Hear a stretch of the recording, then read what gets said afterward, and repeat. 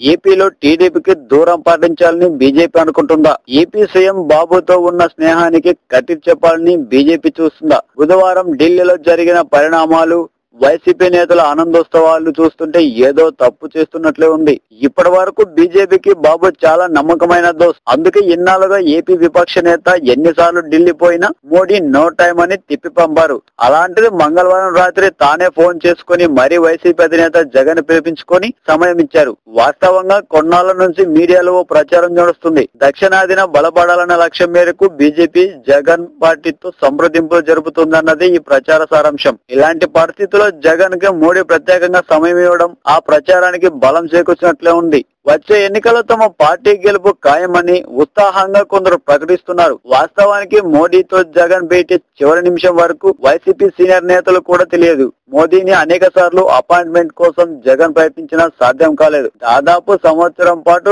జగన్ నుంచి మోడీ అపాయింట్మెంట్ కోసం ప్రయత్నిస్తున్నాడు. దొరకకపోవడంతో వైసీపీ నేతలు నిజంగానే డీలా పడ్డారు. అయితే తాజా పరిణామాలతో వైసీపీ నేతలు ఉత్సాహంగా ఉన్నారు. తమ అధినేతకు రాజకీయం పూర్తిగా ఒంటి పట్టిందన్నారు. టీడీపీ నేతలు నోరు పారేసుకోవడం మీద వారు జగన్ ను చేయగలిగిందేమీ లేదని చెబుతున్నారు. ఇటు బీజేపీ కూడా ప్రధాని మోడీని జగన్ కలవడాన్ని సమర్థించడంతో వైసీపీ నేతలు రెట్టించిన ఉత్సాహంతో టీడీపీపై ఎదురుదాడికి దిగారు. తర్వాత చంద్రబాబు అవినీతిపై విచారణ జరిపించాలని వారు డిమాండ్ చేస్తున్నారు. ఏది ఏమైనా ఈ భేటీతో మోదీ ప్రస్తుత మిత్రుడని చెప్పుకునే ఏపీ ముఖ్యమంత్రి చంద్రబాబుకి అతని పచ్చ బ్యాచ్ కి జాయింట్లు జారిపోతాయనేది విశ్లేషకుల వాదన.